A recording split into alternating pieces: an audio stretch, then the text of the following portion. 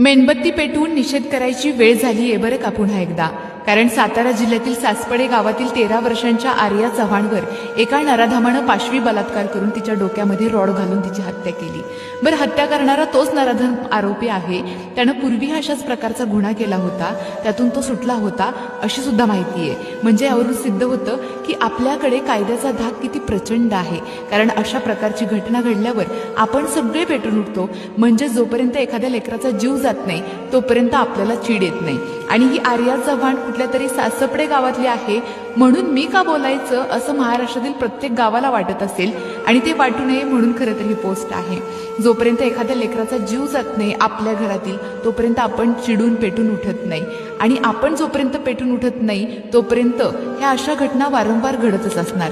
त्यामुळंच आता पुन्हा एकदा वाटतं की छत्रपती शासन हाच कायदा लागू केला पाहिजे. हे आम्ही दरवेळेला बोलत असतो, पण यावेळेला